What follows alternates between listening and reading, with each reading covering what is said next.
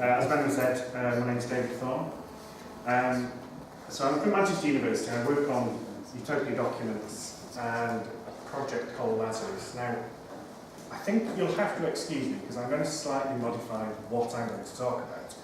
After having sat here, it's dawned on me this afternoon that you listening to me telling you how I've written an algorithm to work out how words turn into lines is probably uninteresting, and I'll just be repeating what everyone else has said. So I'm going to change the tack slightly and come at it from a slightly different angle.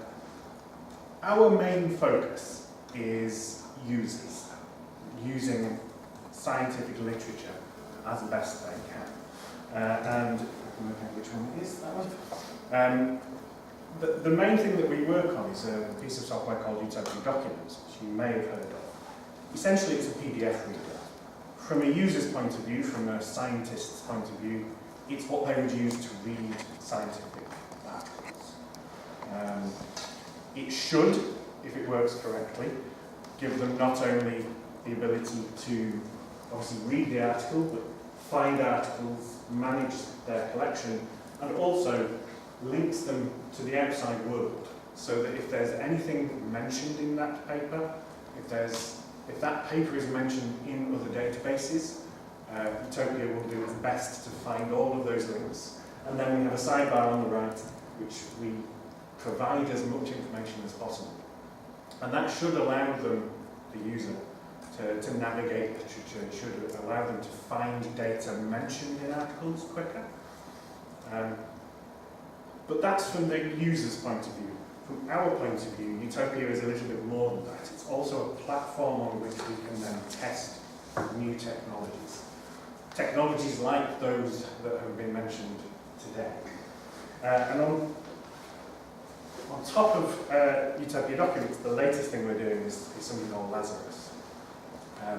Named obviously after the biblical man being risen from the dead. The idea is that you would crowdsource a lot of information just by virtue of people reading documents around the world. And we do that by, when you load a document, we send off PDF that gets spat through, is that right? Tense, yes, spat through Termite, which some people may know. It's a named entity recognizer. It doesn't just find entities, it also finds expressions of entities. That's essentially fragments of sentences. So it'll find cancer, and it'll find causes, and smoking as 3 different entities. But it was also find the expression smoking causes cancer.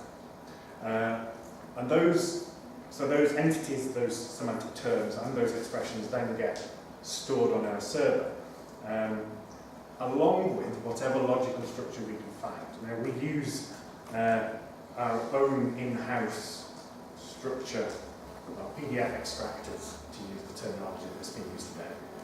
But we'll come to that in a moment. But the end product of Lazarus is that every time someone reads an article, such as the white one in the middle, going through all the processes that we can, we will find as many terms as possible. Obviously more than 2, but obviously it's just an example. Tuberculosis and mycobacterium are 2 different terms. They could also include expressions. The grey documents are any document that the white document cites. So that's anything that's mentioned in the bibliography. But also any document found to be related for any purpose. It might not just be from the bibliography. It could be that someone else has put in their database that these 2 documents are related. So any relationship at all can get put in this graph. If then someone else on the other side of the world opens up another document that happens to also be about tuberculosis, that just gets slotted into the graph, and as time goes on, that graph should build and build and build. And we should then be allowed, assuming the data is correct, which so far is looking good, we should be able to then provide users with more options when it comes to navigating literature. And all of this currently works. It's in the latest release. So it's difficult because of the projector's background colours and stuff, but on this side, this is essentially what the outcome is of scraping the document and finding its bibliography. You'll notice some of them have got links, because where I was at the time, which I think was at home, my internet connection could only find links to websites for these articles. But a couple of them actually say PDF on them, because presumably they're probably open access, or I have special access to them, so I could actually get to the PDFs. But then on the other side, we've got information about, in this case it's an expression. So this is just normally cited documents. This side is any other document that has previously been seen by the system that talks about levothyroxine being used to treat hypothyroidism. And so any other document would then be linked to that. And in this case, we've got a number of related articles.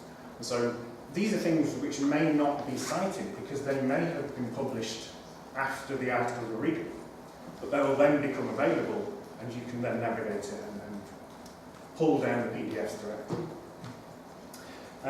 So that's the reason we're doing it, if you like. It's not necessarily showing you the tools behind it.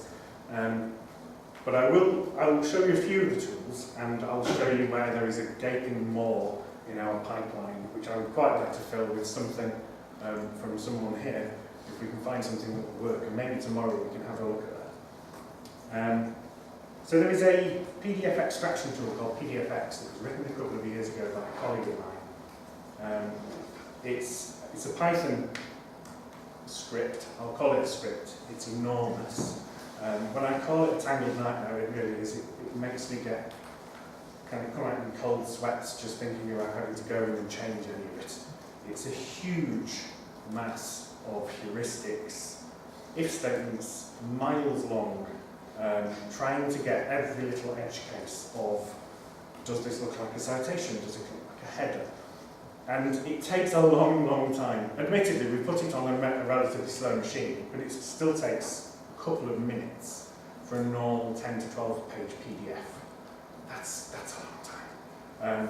It may not be a long time for people who are just wanting to spit data through and then come back on Monday and have a look at it, but because our focus is on a user's experience reading an article, we don't want to have to say, I know you've just opened this PDF, but if you could just go and make a cup of tea and come back in a few minutes, maybe we'll be able to tell you something about it. So we've not been able to use PDFX.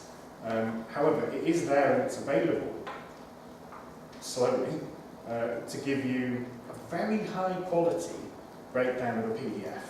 I don't know if you can see much. There's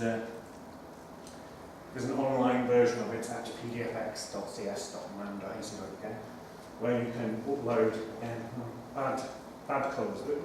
You can upload a PDF, it'll run it in the background, you can go on holiday, come back, and then there's a page where it lets you see a full HTML version of that PDF.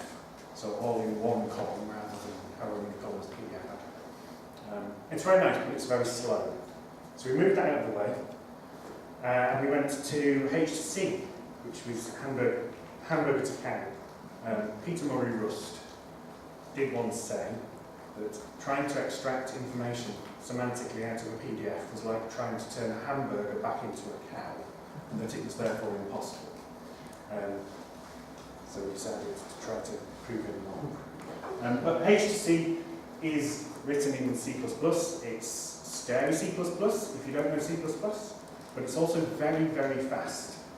It's more of a library than an application in that there are tools within it to do merging of bounding boxes according to whatever templated rules you want to put into it. And although the accuracy is not as good as PDFX, it is good enough. And I think that's the take-home message from my talk, is that in terms of trying to get a user to see something and provide them with better than they currently have, good enough is good enough for us. Now, good enough means that we can accurately find titles and authors 95% of the time, citation blocks we find and individual citations we can find. It doesn't go any further than that. We can't pass individual citations. This is the gaping maw I mentioned earlier. It would be lovely if we could just slot something into the pipeline at that point, after having some normal text, which is what you would find at the end of a document, and turn it into a structured citation. That would be fantastic. So anyone wanting to do that, find me tomorrow or after this talk. It's literally coming this month. Yes. Yes. Well, my next slide says it's already available. However, it's not public in terms of there being a lovely website and stuff. There is an endpoint you can post a PDF to. You'll get some JSON back. Follow your heart with whatever you get back from the JSON, and within a few seconds you'll be able to get the H2C version. But it's not a beautifully made website where it shows you everything. It is a machine-readable bit of XML with a lot of verbose stuff in it. Hopefully by Wednesday when we release it, we'll at least have a nice HTML page you can go to. But for the moment, play if you wish or not. These slides I'll send around, I'll post it in Slack, so don't worry about trying to see the bad grey links. Yes, and so there's another bit to do with users and how we can make it useful, which I've not heard very much about, which is that once you've got the citation and you've passed it, even if at that point you've kind of matched it to a database, depending on which database you're talking about, how do you actually then get the PDF? Because from a user's point of view, we can match it all we like, but if we can't actually show them how to get the PDF, it's slightly useless. Because what we're trying to do is allow people to just, within Utopia, just browse other documents without having to go out and find them, because that's the bit that takes the time. It's a context switch, you don't want that. And so there is a citation resolution, for want of a better term, pipeline that we have in Utopia, which, given whatever information we have, whether it be just the title, just a PubMed ID, or more, it's a pipeline that essentially spits it in at the top. It goes through as many resolvers as there are, and you can plug any resolver into it. It's a very easy bit of Python. A couple of lines of code is all you need. And in this case, we get a PubMed ID originally. That's all we know. Perhaps it was the only thing that was mentioned in an article. A resolver, such as this first hypothetical one, may know nothing about PubMed IDs, and so it will do nothing with it. But then perhaps the next one will know what to do with PubMed ID, and suddenly it will come up with as much more information as it can from PubMed, so some more identifiers, title, authors, such. But then the bit that we really, really care about is when you get to part of the pipeline that knows how to find the document. That's why it's called a resolution pipeline, because you're trying to resolve it to an actual document. Now in this case, the first resolver will always be the one that gives a link to Google Scholar. And that is the absolute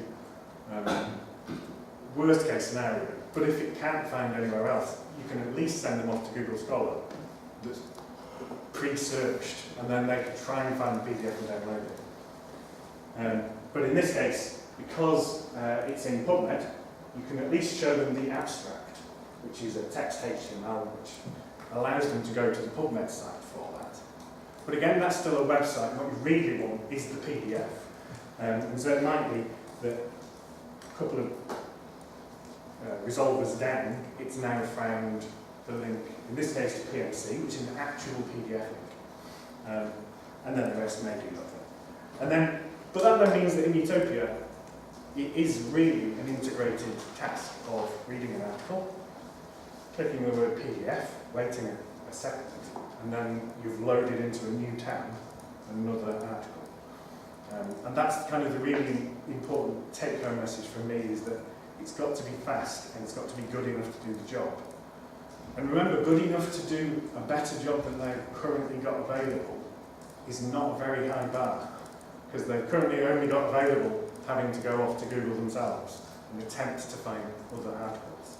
And the amount of work involved in that is phenomenal to anything that we can speed up for scientists is good. So good enough is good enough. I can find the right button. Thanks for listening.